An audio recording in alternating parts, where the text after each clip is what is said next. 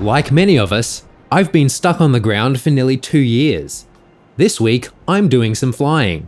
So while I'm in airplane mode, here's a quick rundown of some friends who won't be returning to the skies.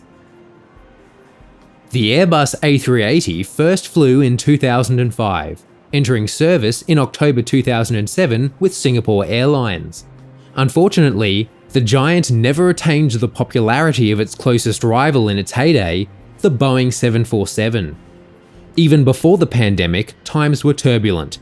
Due to unprofitability, orders began to dry up and were swapped to other aircraft, leading Airbus to announce production would end in 2021. Then Chief Executive Tom Enders said of the discontinuation, "If you have a product that nobody wants anymore, or you can sell only below production cost, you have to stop it." When the pandemic struck and international travel stalled, most A380s were stored. Today, we're taking a look at what's in store for those aircraft. Air France began operating the A380 in 2009, with a total of 10 in the fleet. As of 2019, the airline had announced their intent to retire the type. With the onset of the pandemic, those plans were accelerated. 1 has been scrapped, 9 remain in storage, with 4 for sale. All Nippon Airways was the last customer to take delivery of the type, and have 3 in their fleet. All 3 are not in passenger service, though the airline has been keeping them flying with the intent of returning them to service once demand strengthens. Asiana Airlines hasn't announced their plans for the jet. They were slated to return from March this year, but that was pushed back by 6 months. Their fleet of 6 A380s remains stored for now. British Airways has 12 A380s in their fleet. As I reported a couple of weeks ago, BA is using their A380s for cargo runs to Frankfurt in between passenger services. With all 12 aircraft covered by a maintenance agreement lasting through 2027, the airline is committed to the type. While 5 aircraft are still stored or undergoing maintenance, it looks like all of them will be returning to service before the year is out. China Southern Airlines was the only airline to continue operating its 5-strong A380 fleet through the pandemic, as domestic demand fared better than in many other places. However, China is still pursuing a COVID-0 strategy, with harsh lockdowns and travel restrictions, leading China Southern to store 3 aircraft, with 2 heading for Mojave and re-registered to a new owner. Emirates is the largest operator by a wide margin, with 121 airframes delivered. 73 are active, with 48 in storage. Emirates plans to operate the type through the mid-2030s, mostly because without the A380, they'd be at a serious capacity deficit. 2 of their A380s have been scrapped.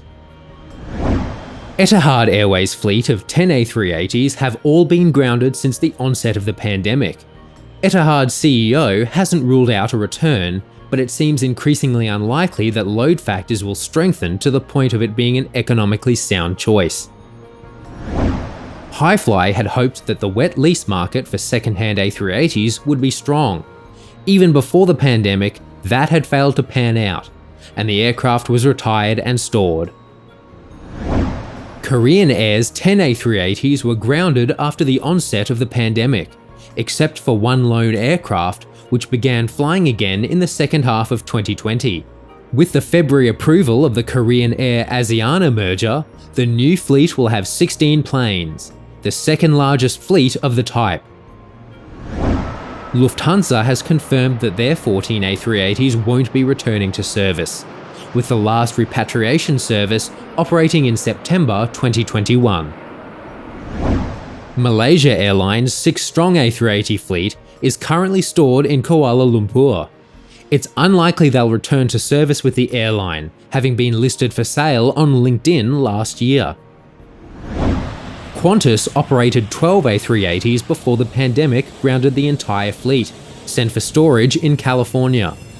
The plan going forward seems to be to return 10 of the fleet to service, beginning with resuming flights from Los Angeles to Australia earlier this year. Qatar Airways has 10 A380s in their fleet, with all being grounded during the pandemic. CEO Akbar Al-Bakr said that adding the A380 to their fleet was the airline's biggest mistake, and the acrimony with Airbus has continued with a bitter spat over peeling paint on the airline's A350 fleet. As a result, the airline has reluctantly brought half their A380 fleet back into service to fill the capacity gap.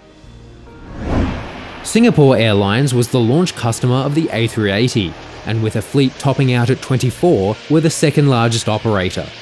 It was also the first to start retiring the jets, with half the fleet stored, scrapped, or transferred.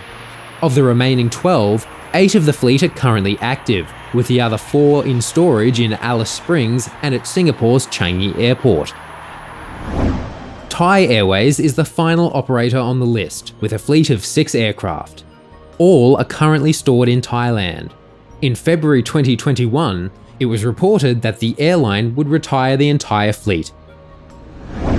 So there we have it, 249 A380s delivered to 14 customers, operating to over 70 destinations and a total of more than 300 million passengers carried. Though the A380 wasn't the commercial success Airbus hoped for, they'll be supporting it in our skies for decades to come. Have you flown on the Airbus A380? Let me know in the comments and how you found the experience.